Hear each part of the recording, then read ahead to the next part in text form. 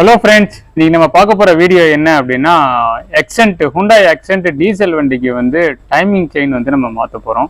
இதில் செயின் வந்து மட்டும் மாற்றணுமா இல்லை புள்ளி மட்டும் மாற்றலாமா அப்படின்ற சில டவுட்ஸ் எல்லாருக்குமே இருக்கும்.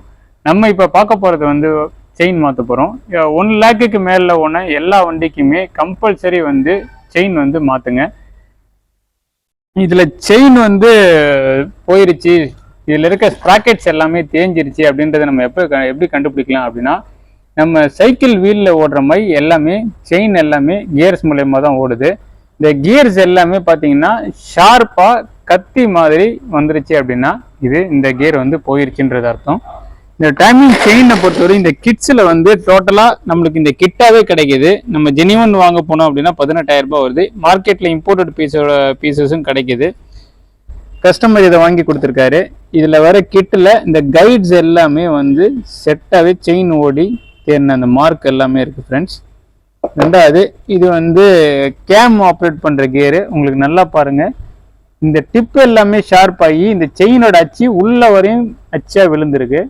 அப்படின்னும் போது இந்த கியர்ஸ் வந்து போயிடுச்சு ஃப்ரெண்ட்ஸ். இப்போ எக்ஸென்ட் வெஹிக்கிளில் இது 3 சிலிண்டர் இன்ஜின். இது 3 சிலிண்டர் இன்ஜினை பொறுத்த வரையும் இதுக்கு மேஜராக கொடுக்கறது வந்து பார்க்கும்போது கீழே வந்து கவுண்டர் ஷாஃப்ட் தராங்க. நான் அது உங்களுக்கு காட்டுறேன். இப்போ நம்ம இதில் டைமிங் வந்து எப்படி பண்ணியிருக்காங்க அப்படின்ற ஒரு விஷயத்தை பார்க்கும்போது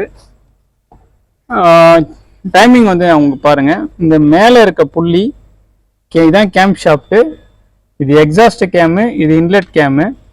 இந்த கேமில் பார்க்கும்போது உங்களுக்கு இந்த புள்ளி ஒன்று தெரியுதுங்களா? இந்த கேரில் நல்லாவே தெரியுது. இந்த புள்ளி பிளஸ் இந்த காப்பர் மார்க் தான் நம்மளோட டைமிங். இங்க ஒரு காப்பர் மார்க் இருக்கும், பிளஸ் இங்க ஒரு காப்பர் மார்க் இருக்கும். அப்படியே நம்ம நேர போய் பம்புக்கு போனோம் அப்படின்னா பம்புல ஒரு காப்பர் மார்க் இருக்கு.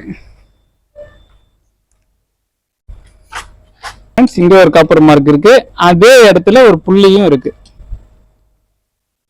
அதே மாதிரி இந்த செயினோட லிங்க்ல நம்ம கீழே போனோம் அப்படின்னா நமக்கு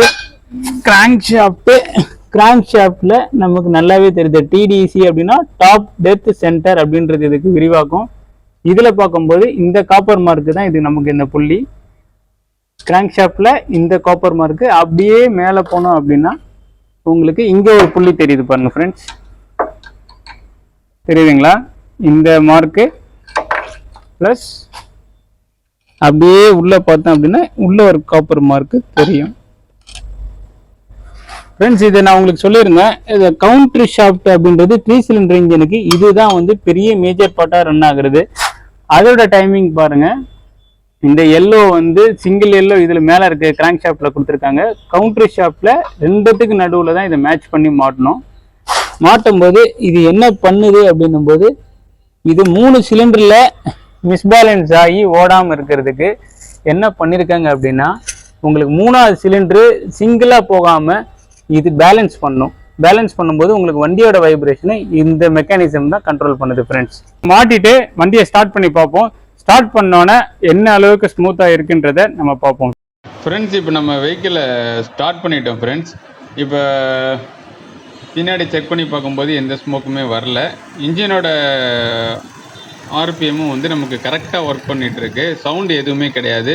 முக்கியமாக நம்ம பார்க்க வேண்டிய விஷயம் என்னென்னா, 1500 கிலோமீட்டர்ஸுக்கு நம்ம இன்ஜினை வந்து பிலோ தென் 90 கிலோமீட்டர் ஸ்பீடில் தான் ரன் பண்ணணும். அண்ட் வந்து ஏசி கேஸ் நம்ம அதுக்கப்புறம் தான் ஸ்டாப் அப் பண்ணணும். தேங்க்யூ.